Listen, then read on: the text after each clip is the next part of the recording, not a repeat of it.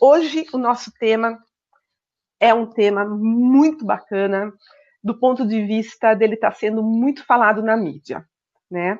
Então, vocês com certeza devem ter visto o noticiário hoje, né? 4 horas antes de eu estar aqui com vocês, a gente teve aquela triste notícia de que o vocalista do Linkin Park, Chester Bennington, ele foi encontrado morto aos 41 anos com sinais de suicídio, né, lá em Los Angeles, na Califórnia. E as fontes da polícia confirmaram que o cantor ele foi achado com circunstâncias que sugerem enforcamento, que sugerem o suicídio, né?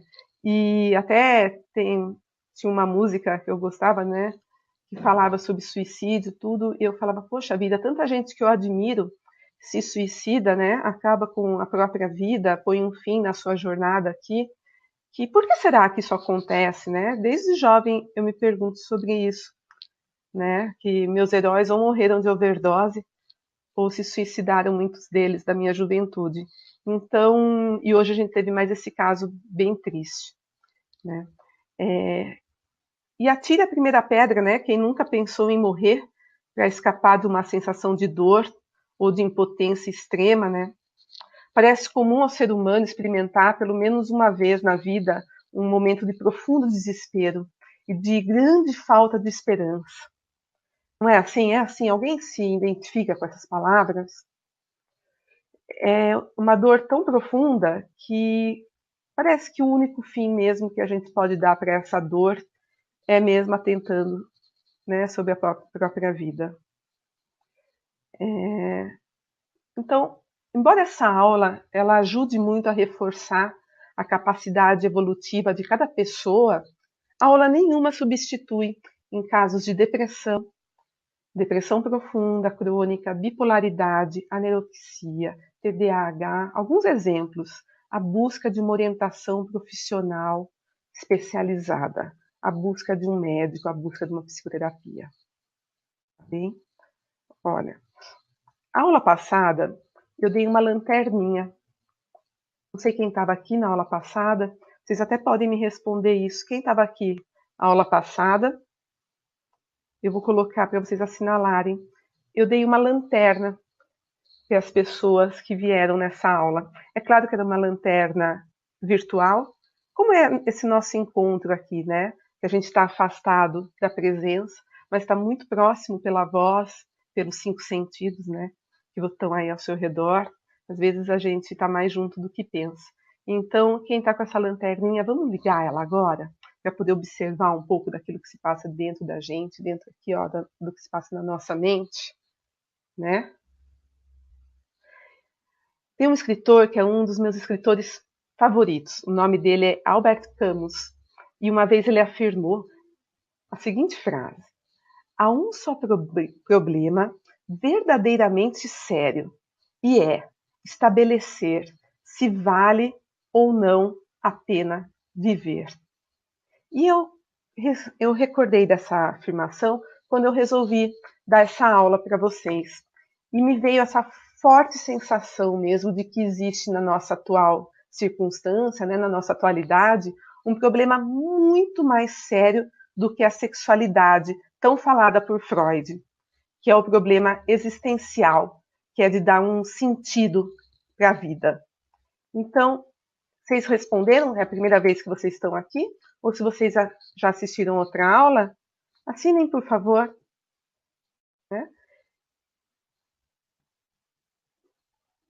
E outra coisa que eu devo lembrar para vocês. Embora essa aula seja, eu sei que aqui estão muitos alunos de psicologia, de psicanálise e também muitos profissionais. Eu aproveito para mandar um abraço apertado para cada um de vocês, né, que atuam nessa área, que nós estamos juntos para criar um mundo melhor, para que as pessoas fiquem mais leves, né? Essa aula também é direcionada para quem nunca ouviu falar sobre esse assunto, né? Já ouviu falar sobre suicídio, mas não da parte mais, diria, técnica, apesar que eu quero falar de uma linguagem mais coloquial. Mas então, para quem já ouviu falar, para quem já estuda, para quem já atua, eu peço um pouquinho de paciência, porque eu vou tentar falar sobre esse tema de um jeito mais leve, tá? Para que todos entendam, Então, para que todos associem com o aparelho psíquico, com as nossas ações e como compreender o suicídio. A gente não está aqui para julgar ninguém, nem quem comete, nem quem pensa, mas sim para tentar compreender o que é o suicídio, para ajudar as pessoas, para nos ajudar principalmente, não é isso? E para termos dias mais leves, né? Mais uma vez, essa aula, ela não fica no lugar da sua ajuda médica, tá? Do seu remédio. Então é importante da sua medicação, ela é só um apoio, tá? Então, antes de começar, mesmo propriamente, né, em respeito a você que chegou no horário, eu vou pedir para que você responda aqui para mim, rapidinho, só para eu saber com quem eu estou falando, se você é estudante, profissional, mas não está atuando, ou se nenhum dos dois. Pode ser? Thalita, Valquíria, Luana, do Piauí, Márcia, tudo bem? Valquíria, vocês respondem rapidinho para mim? Estou lançando aqui, ó. Tá? Psicopedagoga. Obrigada, viu, Júnior? Obrigada, Luana. Valentina, Ana, Rose. Bacana ter vocês aqui. Legal. Vamos lá, gente, que eu tenho que pedir uma coisa muito séria para vocês, tá? Vamos focar aqui no na nossa aula. Eu preciso que vocês mantenham uma cumplicidade aqui comigo. Eu preciso dos seus olhos e dos seus ouvidos atentos. Eu vou tentar ser breve para a gente ter bastante tempo para tirar dúvidas depois da aula. Mas, se vocês puderem atentar aqui para o que eu estou falando agora, né? Eu deixo uns minutos depois para perguntas, mas principalmente desligue o Facebook, por favor, só por enquanto. Saiam do site Fãs da Psicanálise, depois vocês voltam. Desligue o WhatsApp e qualquer outra coisa, televisão, né? Vira o celular para com a parte que a gente olha para baixo. Tira qualquer coisa que possa tirar a sua atenção aqui da aula, porque esse é um momento que a gente está cedendo para tratar desse tema. Então vamos prestar atenção aqui? Vamos, estou vendo que tem bastante gente de serviço social. Vamos prestar atenção aqui? Então vai lá, desliga celular, Facebook, WhatsApp e aproveite o tempo que você está aqui para fazer um encontro pessoal. Um encontro pessoal com aquilo que você tem certeza que vai conquistar. Basta que você se empenhe. Seja o quê? Seja na parte profissional, parte sentimental, mas sim que te traga homeostase, que te faça sentir uma pessoa melhor, né? Então, eu vou pedir para que você mantenha a sua atenção no que eu estou falando. Esse é um tema mais denso, que eu vou tentar tratar de um jeito mais leve, tá? Então, não se preocupe em fazer comentários. No final, vamos ter um tempo para tirar algumas dúvidas, certo? Vamos começar? Podemos começar, Cibele? Hein, Valquíria, Juliana, vamos? Uhum. Isso.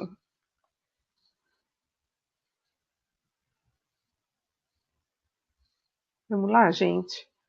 Como eu disse para vocês, quem nunca pensou em morrer? Em escapar de uma sensação de dor, uma sensação de potência muito forte? Quem nunca pensou? Quem nunca teve um dia bem negativo, né? Não acordou e falou, poxa, eu não devia ter levantado. Ou então abriu os olhos e falou que queria continuar na cama, não é? Parece muito comum ao ser humano experimentar, pelo menos uma vez na vida, um momento de profundo desespero, de grande falta de esperança. E esse desespero, ele beira o insuportável.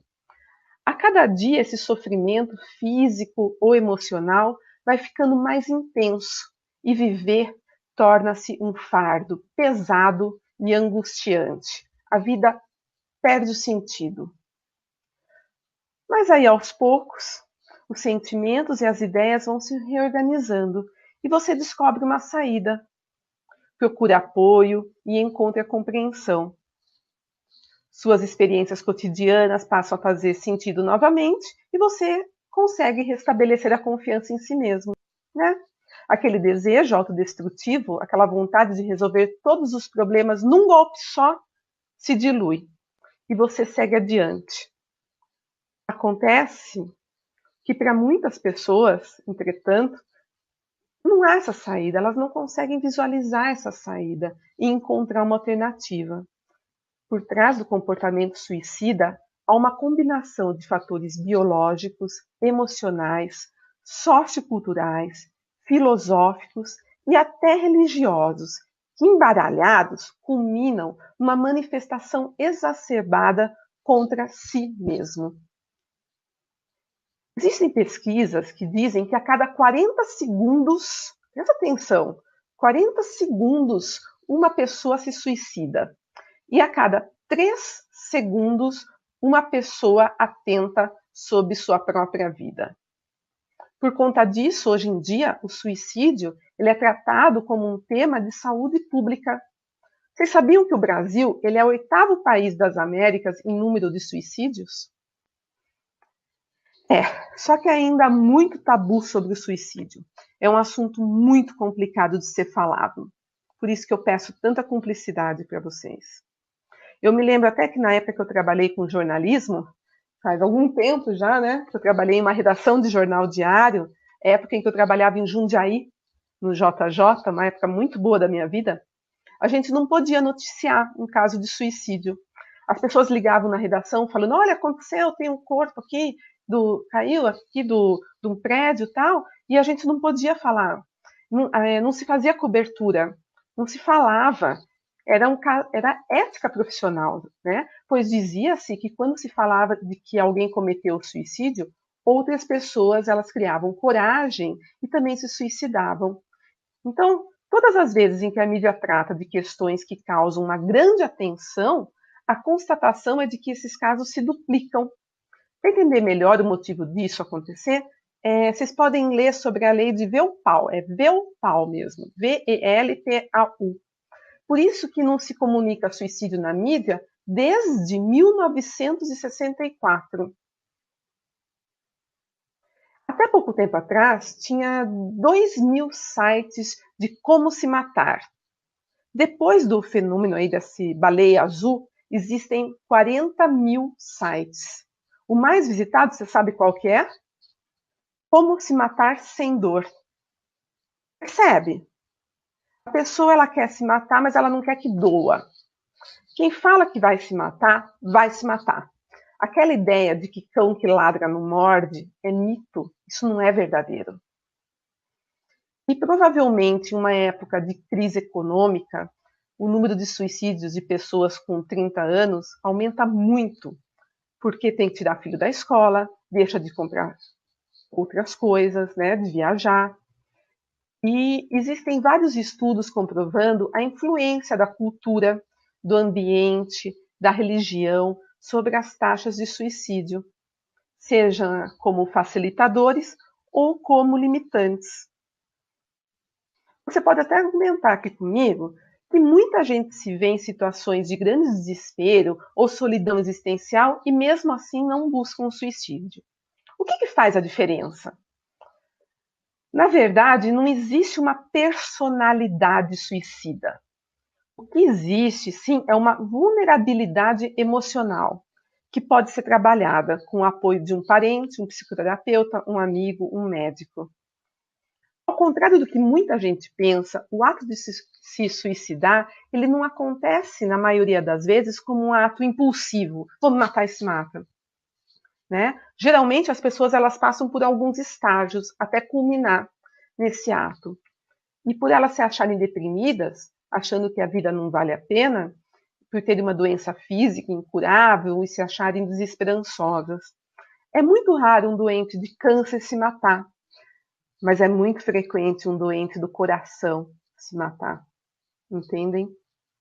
O suicídio, ele configura um assassinato em que a vítima e o agressor são a mesma pessoa.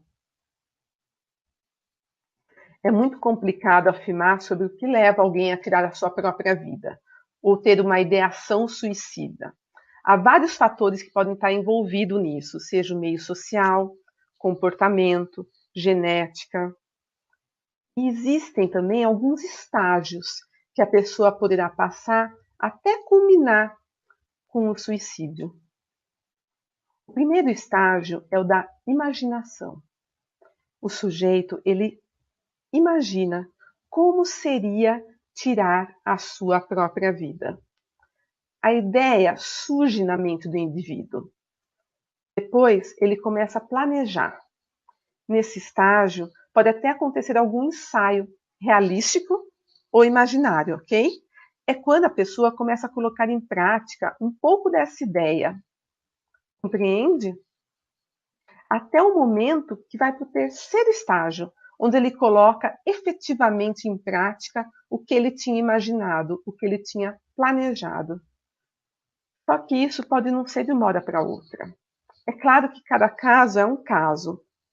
O que acontece é que muitas vezes o suicídio demonstra que foi a última tentativa, o último meio que a pessoa encontrou para se livrar de uma dor intensa. O suicídio é algo que não se pode prever, mas que se pode escutar os sinais. Então é importante que esses sinais eles não sejam ignorados. Observe esses sinais de alerta. São os 4 Ds do suicida: desespero, desesperança, depressão e desamparo.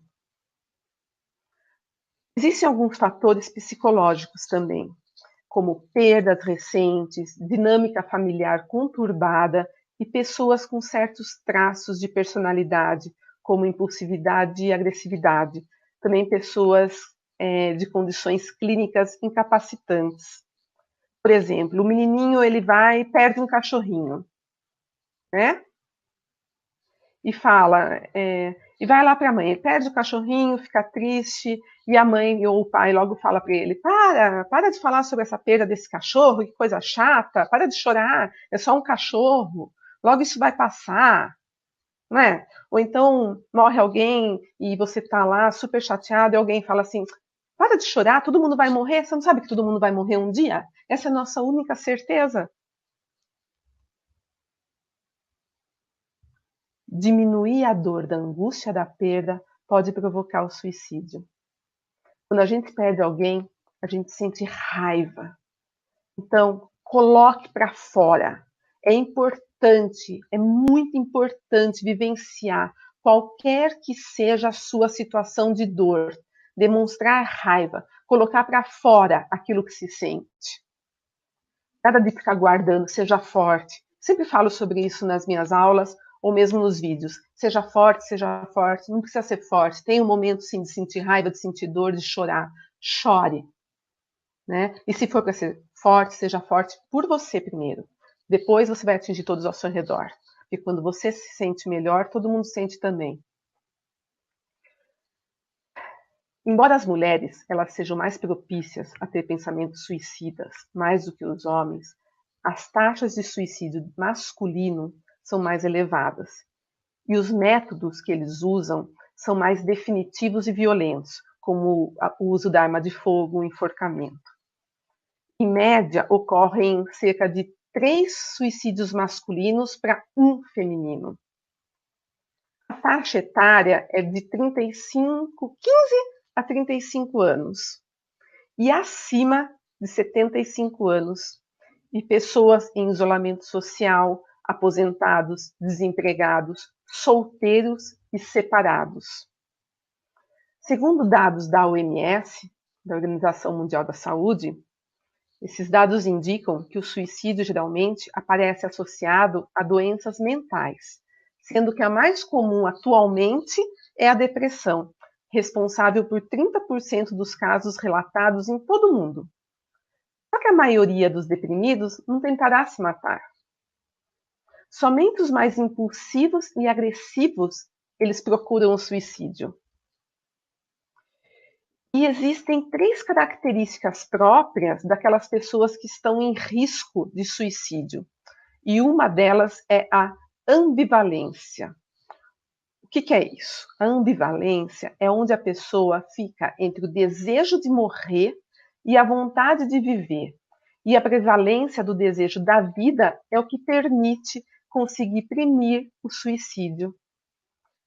A segunda característica é a impulsividade, O ato do suicídio pode ser um ato de simples impulso, de impulsividade. Esse desejo de tirar a própria vida, essa impulsividade, pode durar até algumas horas. A terceira característica é a rigidez. No momento onde a pessoa está sob o risco de suicídio, ela só pensa naquilo. Ela não consegue enxergar outra saída. Ela não consegue perceber que existem outras possibilidades. E ela só enxerga a morte. Ela só enxerga finalizar a sua vida como o único caminho. A maioria das pessoas com intenção suicida, elas comunicam de uma forma ou de outra que elas estão pensando em se matar. Elas demonstram pela fala, por alguns sinais, que elas estão com essas ideações. Então, quando dizem que têm vontade de morrer e de que sua vida não vale a pena, demonstram que estão com sentimentos de autoestima baixa. Vocês sabem o que é autoestima? Autoestima é o combustível interno da motivação humana. É um ingrediente fundamental que nos movimenta, adequadamente ou não, para aceitar as restrições da nossa vida. Até eu fiz um vídeo sobre autoestima, foi um dos primeiros que eu gravei no canal Fãs da Psicanálise do YouTube. Eu vou colocar para vocês assistirem, vou colocar o link aqui para vocês assistirem, né? Então, quando essa autoestima ela está estável, empática, significa que nesses momentos nós somos regidos pela harmonia dos nossos sentimentos. Nós somos seres mais conscientes. No entanto, quando ela oscila para mais, quando estamos predominantemente em busca de reconhecimento, ou para menos, quando nós estamos em busca de segurança, e nesses casos estamos reféns da desarmonia dos nossos sentimentos. Oscilar dentro de certos limites faz parte da natureza humana. Não é mesmo, gente? No entanto, quando a gente perde esse controle, a gente fica preso a um quadrante negativo, por uma expectativa de altíssima segurança. Então, ou a gente fica nessa necessidade de segurança e reconhecimento, na depressão profunda, ou numa ilusão da invulnerabilidade, que é uma mania muito extrema. Eu dei uma aula essas semanas passadas sobre ego, id e superego. Eu vou falar para essa pessoa sobre o suicídio e como que é a relação do suicídio com o superego muito tirano. O superego é o nosso censor. Lembra disso? É aquele que fica olhando para a gente ali, limitando as nossas ações, falando isso é certo, isso é errado, né? Então, o suicídio é a sua relação com o superego tirano. Há uma forte tendência para o suicídio que se vê no paciente deprimido, e ele reflete uma intensa luta interna. O palco desse conflito é interno, a psique. E o ego, ele fica dividido em duas partes antagônicas. Veja bem, parte do ego vive uma realidade psíquica, conflitiva, dependente e não realizada, segundo o ideal de que deveria agir de acordo com aquilo que a pessoa tem como valor. Por exemplo, ser bondosa, ser amável, ser gentil, ser educada, não roubar, não matar, ser fiel. Entende? Dentro daquilo que ele idealizou como correto. Só que parte do ego, por não conseguir elaborar os seus conflitos, vive uma intensa expectativa de receber essas provisões externas de segurança e reconhecimento. Quer receber segurança e reconhecimento de onde? De outras pessoas. E o superego, aquela nossa censura interna, que fica de olho nos nossos atos e pensamentos, cobra do ego, da gente, né? Uma postura que não seja ambivalente. Mas o ego, como ele está ali, entre aquilo que ele idealizou e a realidade do mundo, ele vai ficando muito fraco. Compreende? Então, o superego, que deveria ser um aliado natural desse ego que está frágil, que perdeu muita energia nessa luta interna, ele se torna um agente punitivo, um agente de punição. E por isso que se estabelece o masoquismo. A pessoa mesmo se pune. Ela sofre por ser quem ela é. Estão compreendendo? O ego, ele tenta se harmonizar com o superego. Ele vai se tornando submisso. Ele age mais revoltado, erra. Ele erra nessa dose ao buscar matar aquelas idealizações que o fazem sofrer, e a própria rigidez do superego, e assim morre junto. Muitos estudos baseados em uma teoria pautada por Freud comprovam a tese de que ninguém se mata sem ter pretendido matar a outrem. Do ponto de vista do ego, o suicídio, antes de mais nada, exprime o fato de se haver tornado insuportável a tensão horrível induzida pela pressão do superego, que pune o ego pelo ódio anteriormente desenvolvido com relação ao tal objeto, origem do conflito. Então é frequente perceber, né? É frequente parecer que a pessoa que renunciou a todo tipo de tentativa para superar esse estado emocional, né? A perda da autoestima é tão completa que essa pessoa se abandona e não tem a mínima esperança de recuperá-la. O ego, ele se vê abandonado pelo seu superego, que só o pune, que o deixa morrer. Há também o suicídio como rejeição do modelo de ideal de ego introjetado dos parentais, levando o indivíduo à vingança contra esses mesmos parentais, através da sua vida, da sua morte. Esse tipo de suicídio, ele apresenta um caráter vingativo, não existente no modelo que eu falei antes, simbolizando uma rebeldia do ego contra os educadores, que produziram uma rigidez nos modelos dos valores que a pessoa teria de seguir, responsável por aquela censura interna, pelo superego tirano que foi por ele introjetado. É uma forma indireta de punição aos responsáveis pelo modelo educacional que foi recebido. Agora que eu morri, vocês vão se arrepender do que fizeram comigo e terão que me amar. Claro que há outros atos suicidas de caráter muito mais ativo, dando a impressão de tentativas desesperadas no sentido de conseguir a todo custo a rejeição de um modelo de ideal, né? De ideal de ego que foi introjetado e da própria consistência do superego tirano que foi imposto pelos pais. São atos mais extremos de submissão ao castigo e à crueldade impostos por uma censura interna de que se detesta e se rejeita, que a gente ouve tanto, né? Eu me odeio, eu me detesto, eu detesto ser essa pessoa que eu sou, eu não presto, eu não presto para nada, eu sou uma pecadora. Nesses casos, a pessoa tem consciência dessas palavras, ela mesma fala isso. Quantas vezes alguém daqui já disse, eu me odeio, eu detesto ser quem eu sou?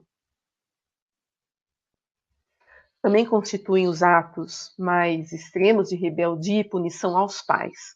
Isso é, o assassinato indireto dos objetos originais, ou seja, os pais, cuja incorporação terá criado o superego que se odeia. Assassinato, sim, daquela personalidade imposta na educação, que o ego não aceita e despreza. Então, essa mistura de submissão e rebeldia é o clímax da demonstração incriminatória interna que produz o suicídio, visando extorquir o perdão futuro dos pais e, ao mesmo tempo, punir aqueles que o educaram de forma errada. Vejam o que vocês fizeram. Agora que eu morri, vocês vão ter que ser bons comigo. Ou seja, é a vingança do morto. Sobre as crianças neuroticamente deprimidas costumam ter fantasias suicidas, cuja tendência a extorquir o amor dos pais é evidente. Quando eu morrer, meus pais lamentarão o que me fizeram e tornarão a amar-me e vão me pedir desculpas. Os pacientes deprimidos, quando tentam chantagear os seus objetos e o seu superego cruel com ameaças de suicídio, eles estão em situação pior do que as crianças que adulam os pais, capazes de perdoar e amar. Com as ameaças de suicídio, tentam obter com esperanças e ilusões ao reconhecimento, a segurança e a retomada do amor que acham ter perdido. Realmente, as análises de tentativas de suicídio mostram com frequência haver se ligado a fantasias esperançosas e prazerosas de estar morto ou morrer. Com licença.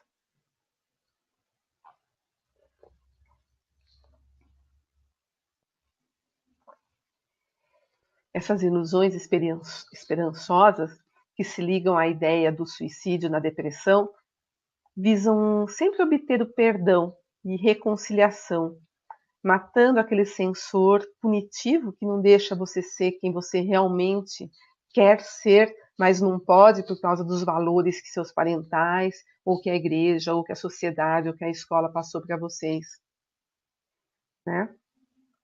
E recuperando a união com o superego protetor, mais próximo das ilusões do ideal de ego, daquilo que você quer ser de verdade, bondoso, generoso, honesto, fiel.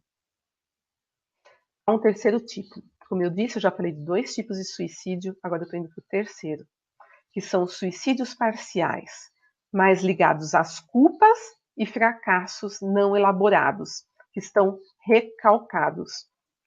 Já dei uma aula sobre recalque. Os atos masoquistas, autodestrutivos, de se ferir, que ocorrem durante os estados depressivos e que se praticam como autopunição, como expressão de certos estados de culpa, com delírios destrutivos, com ou sem racionalização. Alguns têm sido considerados suicídios parciais.